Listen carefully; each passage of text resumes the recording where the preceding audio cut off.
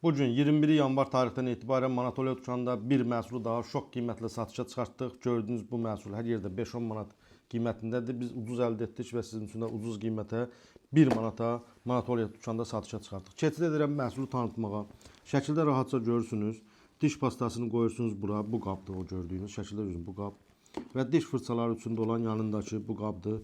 4 dənə, 5 dənə fırça rahat bunun içərisinə qoymaq olur.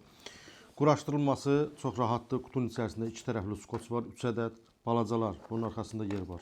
Bura yapışdırılır və böyük olanda bu gördüyünüz qabın burasından yapışdırılır 2 tərəfli skoç və bu formada divardan asılır.